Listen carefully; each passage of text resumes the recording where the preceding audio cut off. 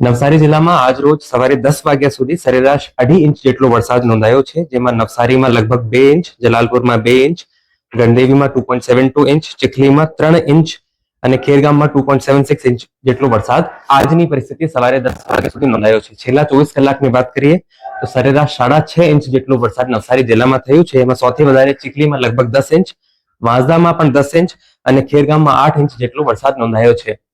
5 સાલની સરેરાશ કાઢીએ તો જિલ્લાની એવરેજ 91 ઇંચની આજુબાજુ રહે છે. એની તુલનામાં અત્યાર સુધી 48 ઇંચ એટલે કે 53% જેટલો વરસાદ આ સમગ્ર મોન્સૂન સિઝનમાં આ વખતે નવસારી જિલ્લામાં નોંધાયો છે.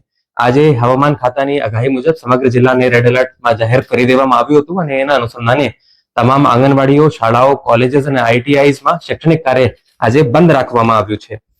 જે મુખ્ય 3 નદીઓ જિલ્લામાંથી પસાર થાય છે એમાં કાવેરી ભયજનકથી ઉપર, ભયજનક લેવલ એનું 19 ફૂટ રહે છે, એનાથી ઉપર એટલે 21 ફૂટ ઉપર પસાર થઈ રહી છે.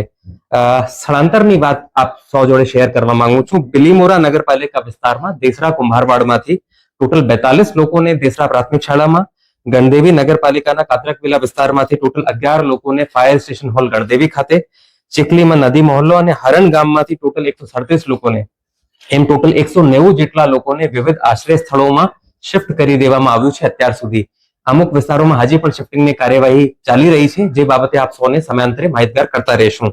હાલ જિલ્લામાં 2 એસડીઆરએફની ટીમ, એક નવસારી ઇટાલવા ખાતે અને બીજી બિલીમોરા ફાયર સ્ટેશન ખાતે સ્ટેશન કરી દેવામાં આવી છે, સ્ટેન્ડ બાયમાં છે. કોઈ પણ આપાતકાલીન પરિસ્થિતિને પહોંચી વળવા માટે બંને એસડીઆરએફની ટીમો જિલ્લામાં પોઈન્ટ કરી દેવામાં આવી છે.